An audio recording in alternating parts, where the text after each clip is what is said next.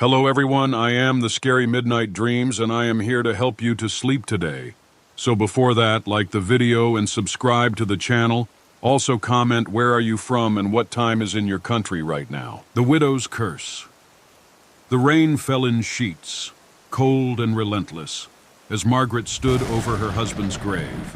The cemetery was deserted, save for the wind howling through the skeletal trees. Her black veil clung to her face, wet and suffocating, but she didn't care. She stared at the freshly turned earth with a mixture of rage and despair. "Till death do us part," she whispered bitterly, her voice trembling. "But even in death, you betrayed me." John had been unfaithful, his infidelity a wound that had festered in Margaret's heart for years.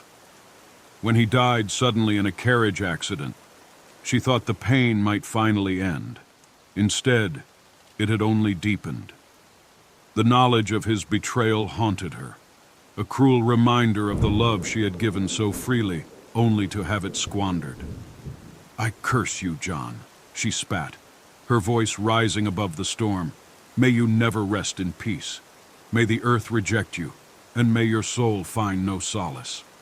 The words hung in the air, sharp and venomous. Lightning cracked across the sky, illuminating the tombstones in stark relief.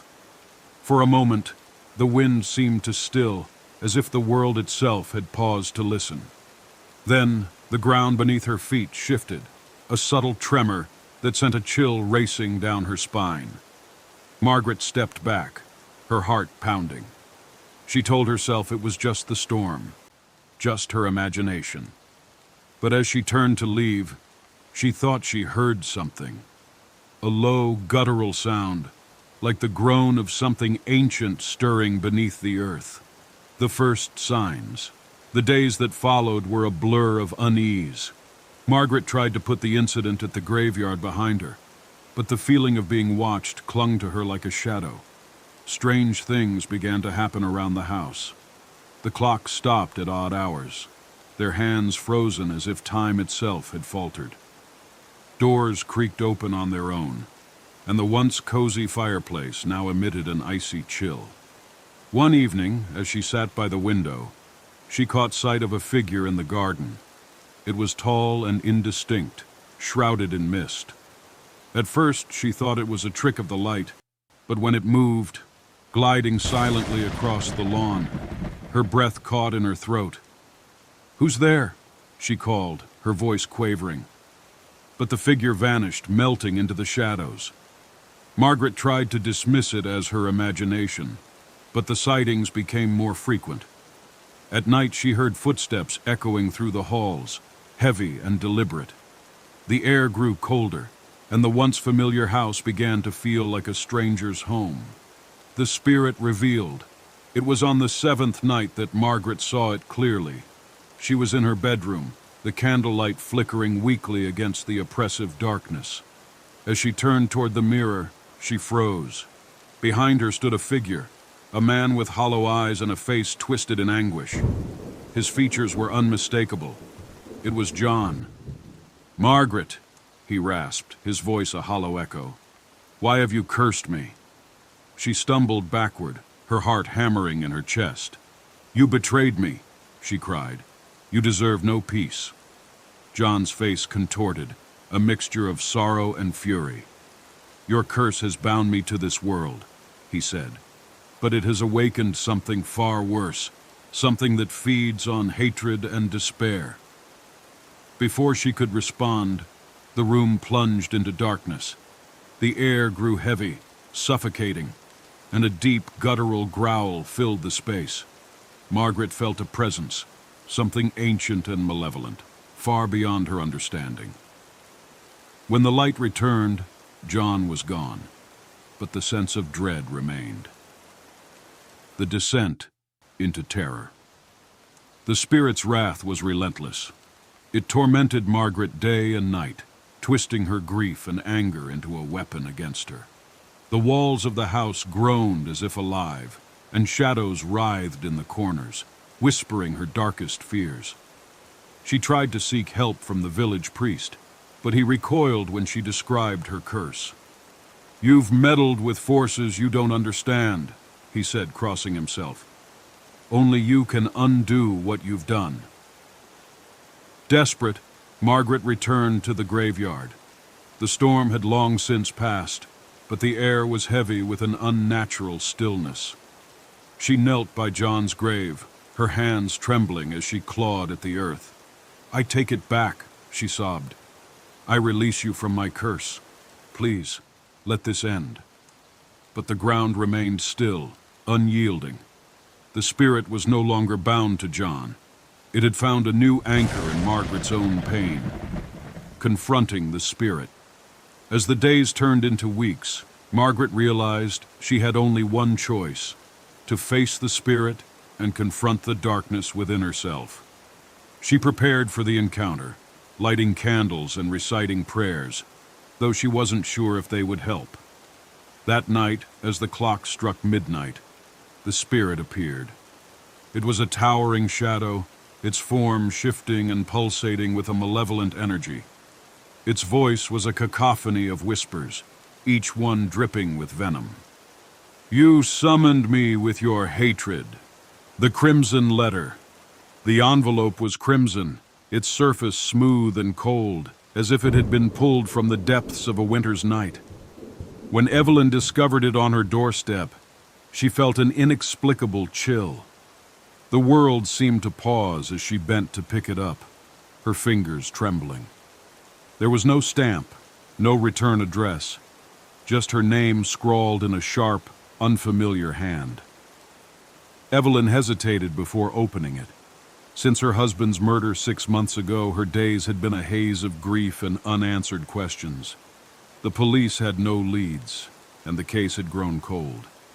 The thought that this letter might hold answers was both thrilling and terrifying. With a deep breath, she tore it open. Inside was a single sheet of parchment, its edges frayed as though it had been hastily torn from an ancient book. The ink was a deep, rusted red, and the words sent a shiver down her spine. "If you seek the truth of his death, follow the instructions within. But be warned, the cost of knowledge is steep." Beneath the message was a set of directions leading to an abandoned estate on the outskirts of town. Evelyn's heart raced as she read. The letter promised what she had longed for: the identity of her husband's killer. Yet the ominous tone of the note unsettled her. What kind of truth demanded such a warning? The journey to Thornhill Manor. The estate, known as Thornhill Manor, had been abandoned for decades. Stories of its dark history circulated in whispers, tales of disappearances, strange lights in the windows, and a family curse that had driven its last inhabitants to madness. Evelyn had always dismissed the rumors as small-town folklore, but now, standing at its wrought-iron gates, she felt the weight of those stories pressing against her chest. The gates groaned as she pushed them open, their rusted hinges protesting the intrusion. The path to the manor was overgrown, the weeds clutching at her boots like desperate hands. The air grew colder with each step, and the trees seemed to close in around her, their branches clawing at the sky. When she reached the front door, she found it slightly ajar, as if the house had been expecting her. The interior was as foreboding as she had imagined: peeling wallpaper, broken furniture, and a thick layer of dust that muted every sound. Yet amidst the decay, there was a peculiar order to the chaos. A trail of footprints led through the dust, guiding her deeper into the house. The keeper of secrets. The footprints ended at a door in the back of the house. It was unlike the others, polished and unblemished, as though time had no power over it. Evelyn pushed it open to reveal a small, candlelit room. At its center stood a man cloaked in shadows, his face obscured by a hood. "You've come," he said, his voice a low rumble that seemed to echo within her. "I am the keeper of secrets. You seek the truth of your husband's death." Evelyn nodded, her throat too dry to speak. The keeper gestured to a small table. Upon it lay a blood-stained knife, a lock of hair, and a photograph of her husband. Evelyn's breath hitched as she recognized the image. It was from their wedding day. To uncover the truth, the keeper continued, you must make a choice. Each item represents a path. The knife will show you the killer's face, but it will exact a toll on your soul. The hair will reveal the motive, but at the cost of a cherished memory. The photograph will grant you peace, but you will never learn the truth. Evelyn stared at the objects, her mind racing. Each option was fraught with peril, yet the promise of closure was too tempting to resist. Finally, she reached for the knife. The truth unveiled. The moment her fingers touched the blade, the room dissolved into darkness. Evelyn felt herself falling, the air rushing past her in a deafening roar. When she landed, she was no longer in Thornhill Manor. She stood in her own living room, the scene frozen as if trapped in a photograph. Her husband sat on the couch, his face pale and drawn. Across from him stood a figure cloaked in black, their hand gripping the very knife Evelyn had chosen. As the figure stepped forward, the hood fell away, revealing a face she knew all too well, her own. Evelyn screamed, the sound ripping through the stillness. The memory flooded back with brutal clarity.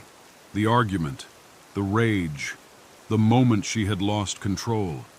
She had killed him.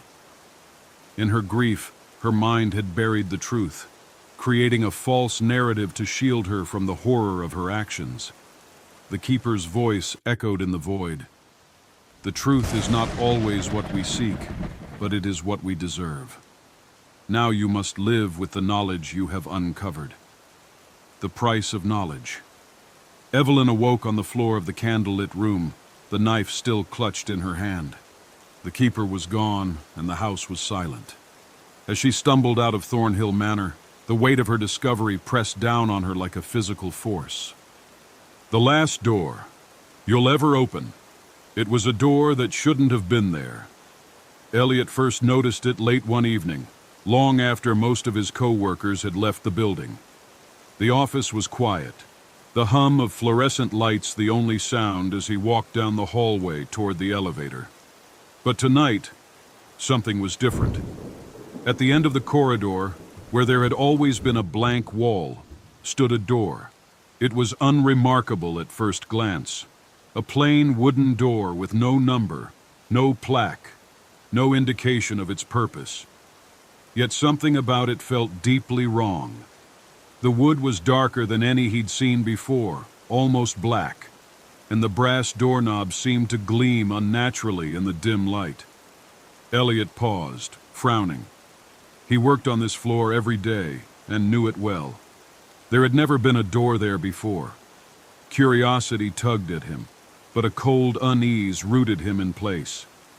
He took a cautious step closer, and that was when he heard it, a faint sound, like a whisper, coming from the other side. He leaned in, his ear nearly touching the wood. Help. The voice was faint, barely audible, but unmistakably human. Elliot's heart raced. He reached for the doorknob, his hand trembling, but as his fingers brushed the cold metal, a chill shot up his spine. Something deep inside him screamed not to open it. He pulled his hand back and hurried to the elevator, leaving the door behind. The next morning, Elliot couldn't shake the memory of the door. He mentioned it casually to a co-worker, Lisa, as they grabbed coffee in the break room. "Did you see that new door at the end of the hall?" he asked. Lisa frowned. "What door?" "The one past the elevators. It wasn't there before." She gave him a puzzled look. "Elliot, there's no door there. It's just a wall." He insisted, but when they walked back to the hallway together, the door was gone. The wall was as blank and unremarkable as it had always been. Lisa laughed it off, teasing him about working too late, but Elliot couldn't let it go. That evening, as the office emptied out, he stayed behind. He waited until the building was silent, the only sound the ticking of the clock on his desk. When the time felt right, He ventured back down the hallway. The door was there again. It stood exactly as it had the night before, dark and foreboding, as if daring him to approach. This time the whispering was louder. "Please, help me." The voice was desperate, filled with pain. Elliot's chest tightened. Someone was trapped in there, someone who needed him. He reached for the doorknob again, but before he could turn it, a hand clamped down on his shoulder. He spun around to see Carl, the night janitor, staring at him with wide, terrified eyes. "Don't," Carl said, his voice low and urgent. "Don't open that door." Elliot frowned. "You know about it?" Carl nodded, glancing nervously at the door. "I've seen it before. It shows up at night only when the building is almost empty. But it's not a normal door. Whatever's on the other side, it's not human." "What do you mean?" Carl hesitated, his hands trembling. "Years ago, someone opened it. A temporary worker. He heard voices just like you. He went in, and we never saw him again. But we heard him. Every night after that, his screams echoed through the halls. They got louder, more tortured, until one day they just stopped." Elliot felt a chill run down his spine. Why didn't anyone do anything? "What could we do?" Carl whispered. "The door disappeared for a while after that, but it always comes back." Elliot stared at the door, the whispers growing louder. They sounded like more than one voice now, overlapping in a discordant chorus of pain and terror. "Leave it alone," Carl urged. "Whatever's in there, it's not your problem." But Elliot couldn't walk away. The voices were too human, too real. He couldn't ignore them. The next night, Elliot stayed late again, determined to uncover the truth. He brought a flashlight, a crowbar, and his phone, ready to document whatever he found. When the door appeared, he didn't hesitate. He gripped the doorknob, ignoring the icy chill that seeped into his hand, and turned it. The door swung open, revealing darkness. It wasn't the kind of darkness that came from the absence of light. It was a living, breathing void that seemed to pulse with malevolence. The whispers became a roar, a cacophony of voices that made his ears ring. "Help us!" Elliot stepped inside, the flashlight beam swallowed by the blackness. The door slammed shut behind him, and he spun around, panic rising. The knob was gone. The door was gone. He was trapped. The darkness pressed against him, suffocating and cold. Shapes moved within it, indistinct and shifting. He realized with growing horror that they were people. Twisted, broken figures with hollow eyes and mouths frozen in silent screams. "Why did you come?" one of them rasped, its voice a guttural whisper. I wanted to help," Elliot stammered. "There is no help here," another figure said. "Only hunger." The shapes closed in, their bony hands reaching for him. He tried to run, but the darkness clung to him, slowing his movements. The voices grew louder, deafening, as the figures dragged him deeper into the void. Elliot's screams joined theirs, echoing through the empty halls of the office building. The next morning, Lisa noticed Elliot's desk was empty. His belongings were still there, his coffee cup half full, but there was no sign of him. That night, as she worked late to finish a report, she heard something strange. Faint, distant screams echoed through the hallway, growing louder with each passing minute. At the end of the corridor, where there had always been a blank wall, a door now stood. The last door you'll ever open. It was a door that shouldn't have been there. Elliot first noticed it late one evening, long after most of his co-workers had left the building. The office was quiet, the hum of fluorescent lights the only sound as he walked down the hallway toward the elevator. But tonight, something was different. At the end of the corridor, where there had always been a blank wall, stood a door. It was unremarkable at first glance, A plain wooden door with no number, no plaque, no indication of its purpose. Yet something about it felt deeply wrong. The wood was darker than any he'd seen before, almost black, and the brass doorknob seemed to gleam unnaturally in the dim light. Elliot paused, frowning. He worked on this floor every day and knew it well. There had never been a door there before. Curiosity tugged at him, but a cold unease rooted him in place. He took a cautious step closer, and that was when he heard it. A faint sound, like a whisper, coming from the other side. He leaned in, his ear nearly touching the wood. "Help!" The voice was faint, barely audible, but unmistakably human. Elliot's heart raced. He reached for the doorknob, his hand trembling, but as his fingers brushed the cold metal, a chill shot up his spine. Something deep inside him screamed not to open it. He pulled his hand back and hurried to the elevator, leaving the door behind. The next morning, Elliot couldn't shake the memory of the door. He mentioned it casually to a co-worker, Lisa, as they grabbed coffee in the break room. "Did you see that new door at the end of the hall?" he asked. Lisa frowned. "What door?" "The one past the elevators. It wasn't there before." She gave him a puzzled look. "Elliot, there's no door there. It's just a wall." He insisted, but when they walked back to the hallway together, the door was gone. The wall was as blank and unremarkable as it had always been. Lisa laughed it off, teasing him about working too late, but Elliot couldn't let it go. That evening, as the office emptied out, he stayed behind. He waited until the building was silent, the only sound the ticking of the clock on his desk. When the time felt right, he ventured back down the hallway. The door was there again. It stood exactly as it had the night before, dark and foreboding, as if daring him to approach. This time, the whispering was louder. "Please, help me." The voice was desperate, filled with pain. Elliot's chest tightened. Someone was trapped in there, someone who needed him. He reached for the doorknob again, but before he could turn it, a hand clamped down on his shoulder. He spun around to see Carl, the night janitor, staring at him with wide, terrified eyes. "Don't," Carl said, his voice low and urgent. "Don't open that door."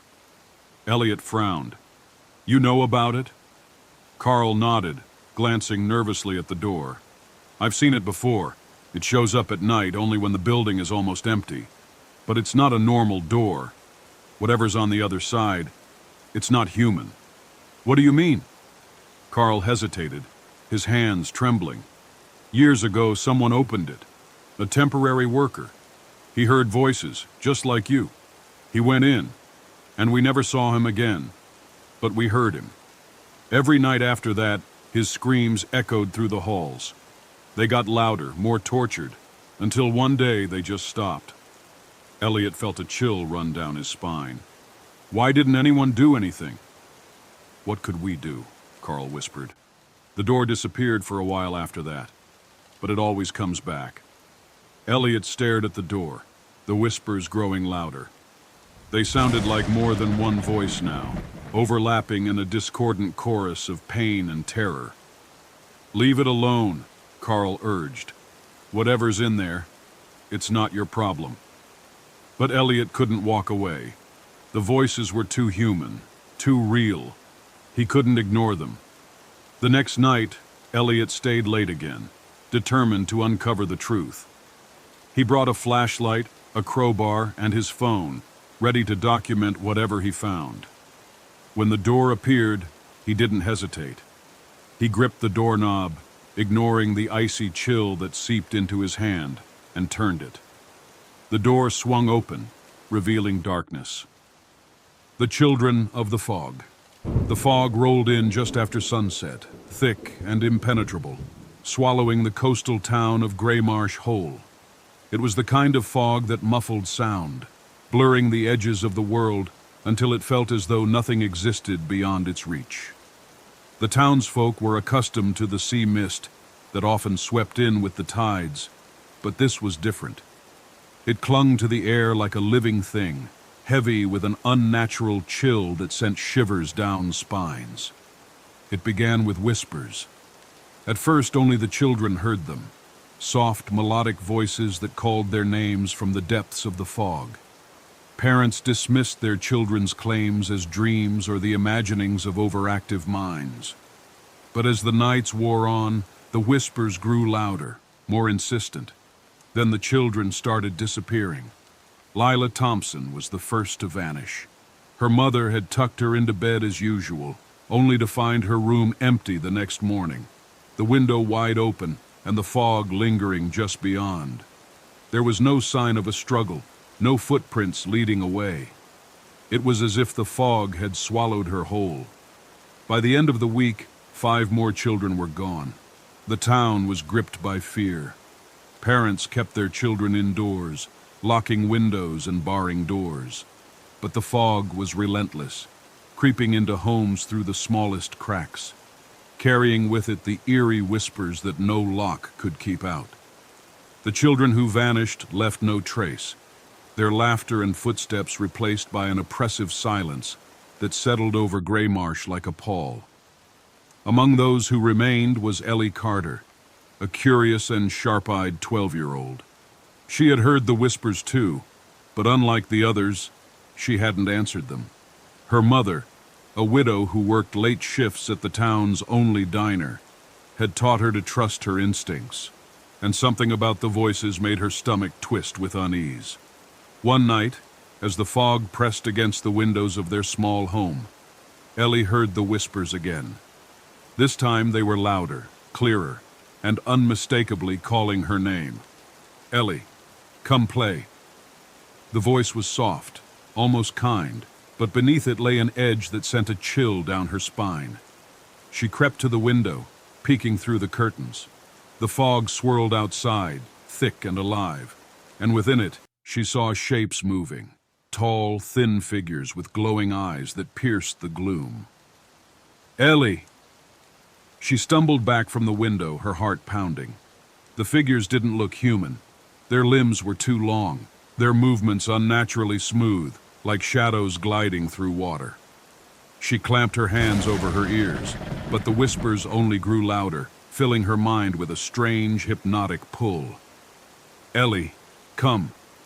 That was when she heard it, a faint, muffled cry.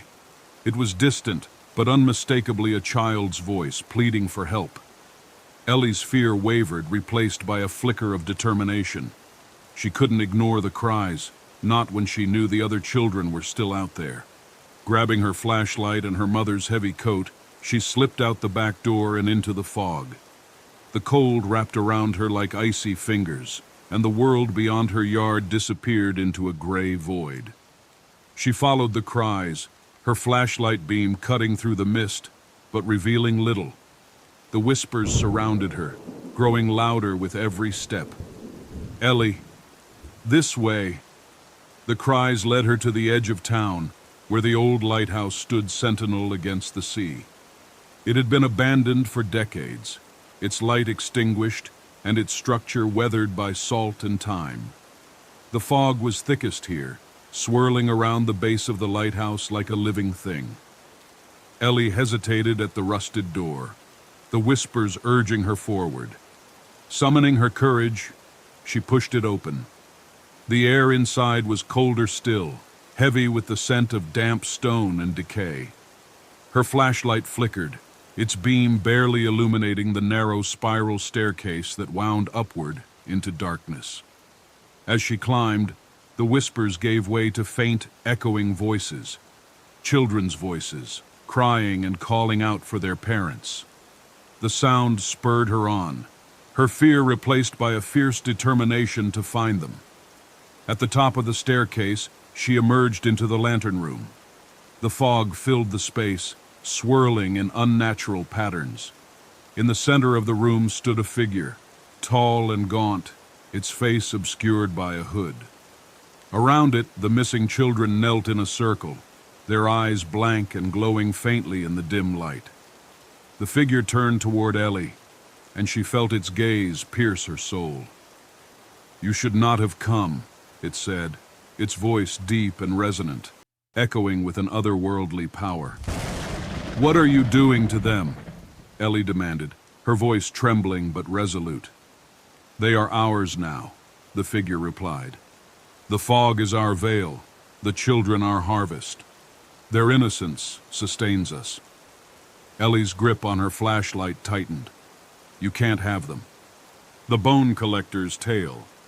Elliot Grayson was no ordinary collector. His sprawling estate, nestled in the fog-drenched hills outside of town, was a mausoleum of the macabre. Shelves groaned under the weight of ancient tomes bound in leather. Glass cases displayed shrunken heads and talismans, and the centerpiece of his collection, a human skull carved with intricate runes, sat in a place of honor atop a pedestal. Yet, for all his treasures, Elliot was never satisfied. He craved the rare, the forbidden, the items whispered about in hushed tones by those who feared their power. The arrival of the relic was unceremonious.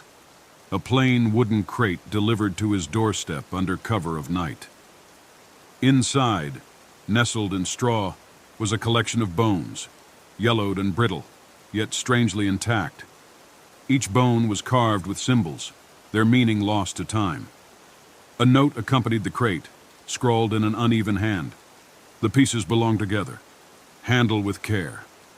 Elliot's hands trembled as he lifted the first bone from the crate. It was a femur, its surface etched with delicate, swirling patterns that seemed to writhe in the flickering light of his study.